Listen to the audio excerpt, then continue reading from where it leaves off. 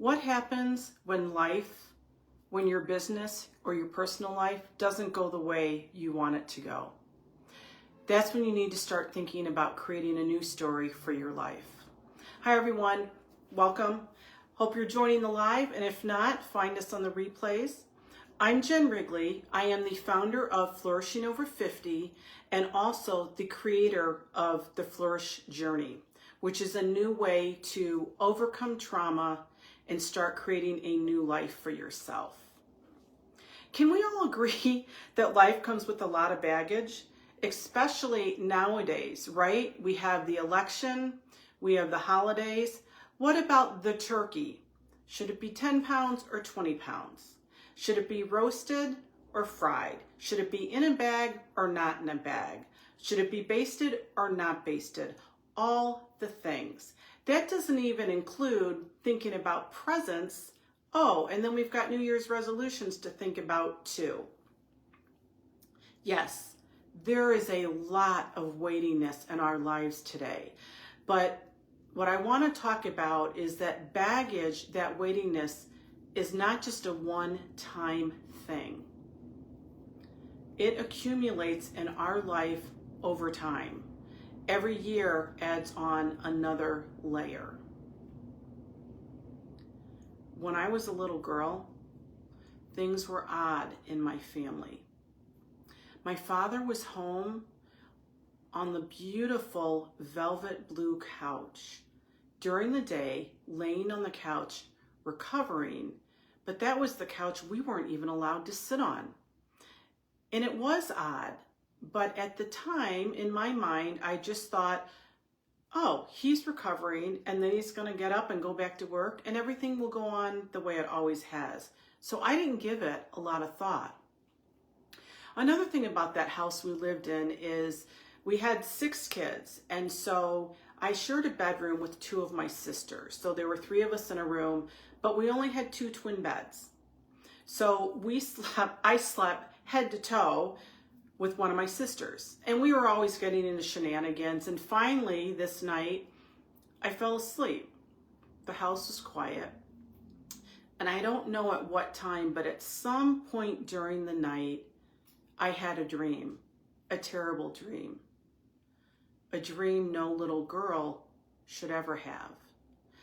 I could see things in my mind and I could hear them, but in my dream state, there were bumps all along the hallway right outside our bedroom door.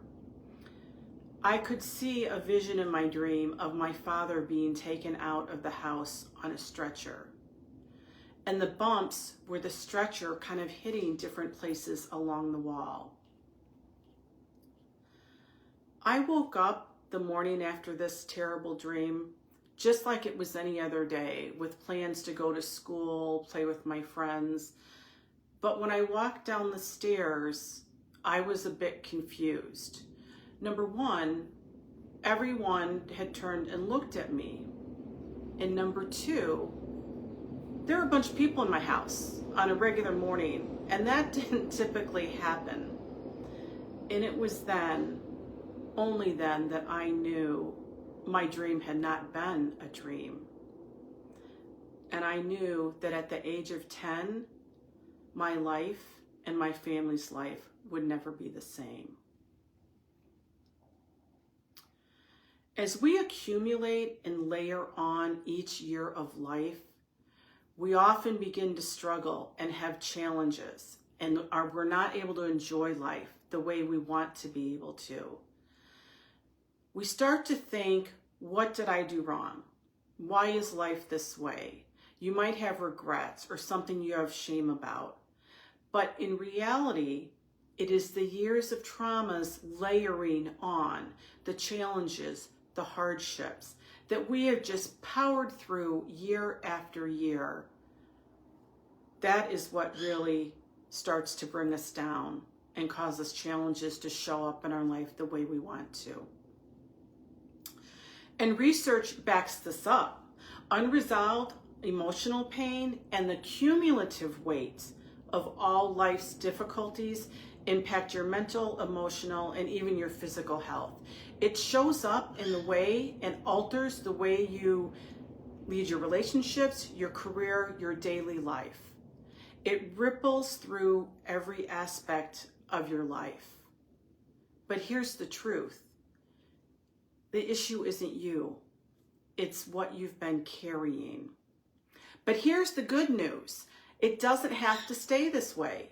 It is possible to release that weight, reignite your joy, and step into your life with renewed energy and intention. The story I just told of my father's tragic death when I was 10 years old was just one of several traumas that I have had to overcome.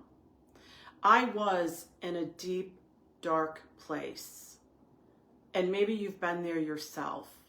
On the kitchen floor, tears streaming down my face. I couldn't move. But I eventually got myself off the floor, and it took many years of me to go through a healing process that allowed me to be back in this space as I am today to be able to talk to you. You can overcome trauma, build resilience, and reclaim your happiness. You can create a new story for your life. I created the Flourish Journey framework, which is essentially how I went through this healing process. And I know that can help you do it too. It's a 7-step framework that I literally used from the beginning through years of transforming my life from literally lying on that kitchen floor to being in front of you today. We don't have time to go through all the 7 steps today, but I am going to go through a couple of the key steps. And please, if you have any interest, comment Journey in the comment section, and I will send you some free resources. Let's talk first of all about setting the foundation so you are best prepared to create a new story for your life. In my framework, the Flourish Journey, this is the foundation. It is the root system that sets you up for true success. Because this is the Conscious Business Summit, I imagine that many of you are familiar with the research that's been done around the regrets of the dying. For those of you who are not familiar with that, I'm just going to do some quick background.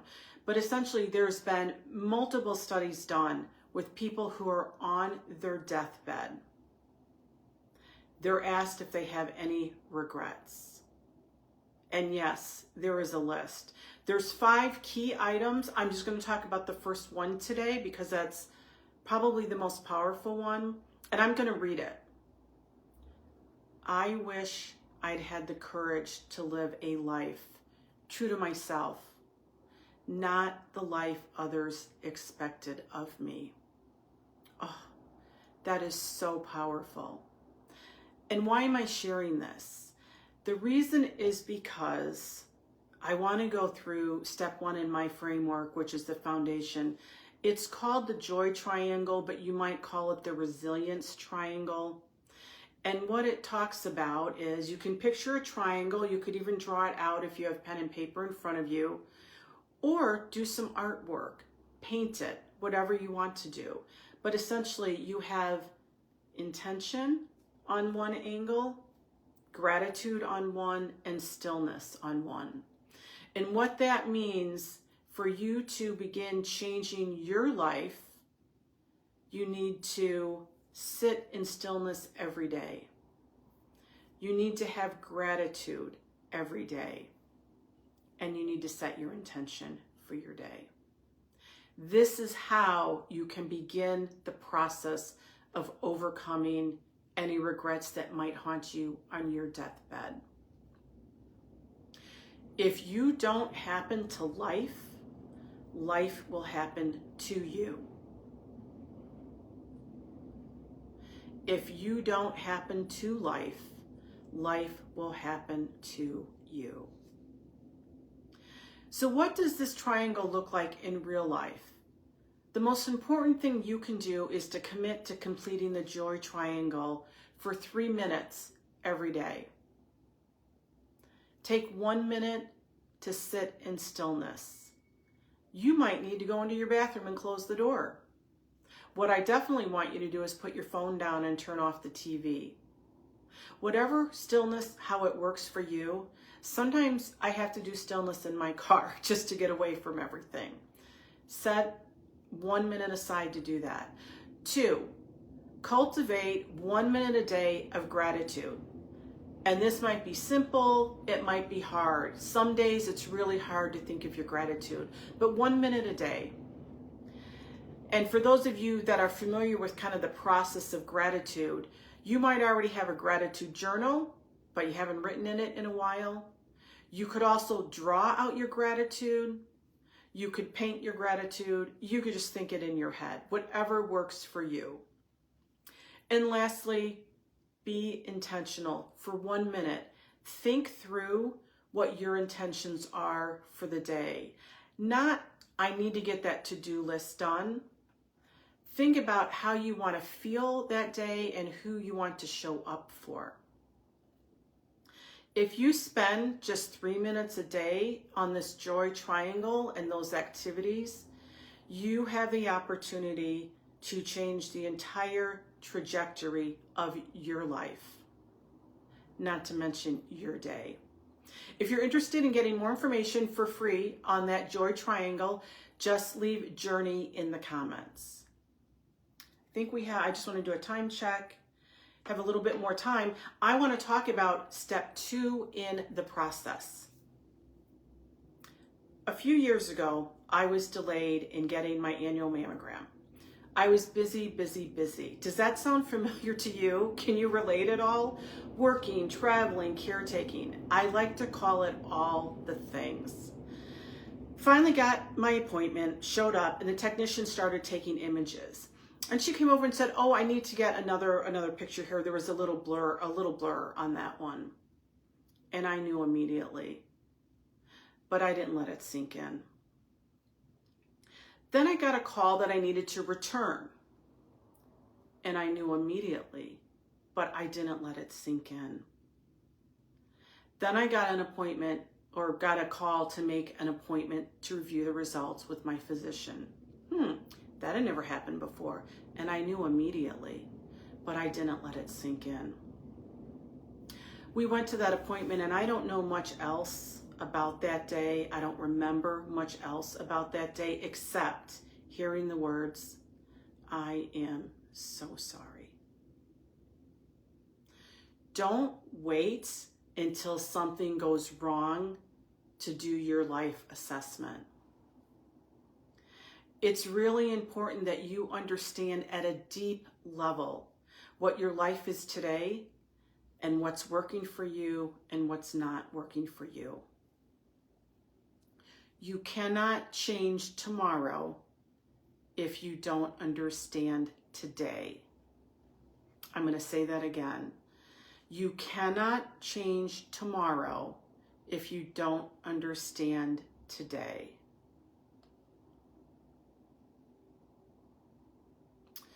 After I went through my breast cancer treatment, and when you're in the middle of it, you're just in the middle of it. There's not a lot of thought given to the bigger things in life. But once I finished my treatment, and I had a couple other traumatic events happen along the way during that time, I realized I needed to do a deep assessment of my current life. So one of my steps is performing a current life assessment. This is something we can do today. I'll just get you started. You can make a list of these things, or if you're interested in more information, comment journey, and I'll send you this current life assessment framework. But what I want you to do is think through, what and who do you like? What and who do you love? What and who is hurting you? What and who is missing in your life? And the last one, what and who is holding you back? By creating this life assessment, you can start to understand what you want to hold on to and what you need to eliminate, so you can do the things that align with your future goals, with what your intention is for your life. Now, one of the things I want to talk about is as you do this assessment, things will come up. It is not easy to do. It's not necessarily easy to be honest and truthful with yourself and face some of those things. If things are missing in your life, or are you holding on to things that no longer serve you? But what I want you to do is have a burn ceremony. What you can do is all the things that you've decided to move on from, those things you want to forgive that you haven't been able to forgive, the things that no longer serve you, the people in your life that are holding you back, write them all out on individual pieces of paper. And then I want you to walk out to the bonfire or to your fireplace if you have an opportunity for fire near you, and throw those in and feel the release. If you don't have access to fire, some of us don't, I have a couple other ideas for you. Tear those pieces of paper into little itty bitty pieces and throw them in the trash, and take that trash bag out to the garbage, and take that garbage can out to the curb. Say goodbye. Another great idea, which is what I like to do if you have access to a body of water, walk down to the lake or the pond, whatever it might be, and take pebbles. And as you remember or have a list of each of the items, throw a pebble in the water. And as you do it, feel the release as you let each one of these items go.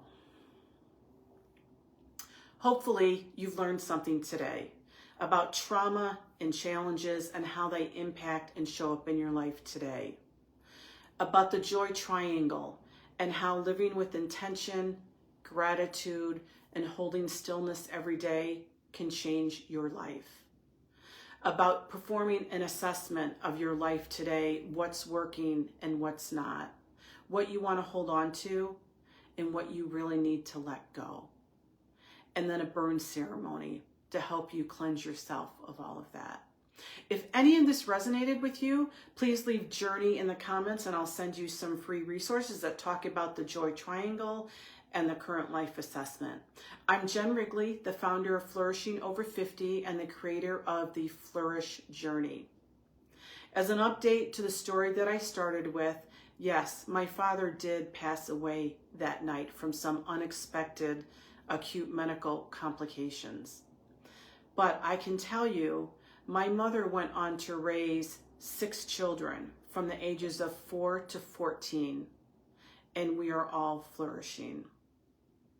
I see a beautiful, beautiful life in your future.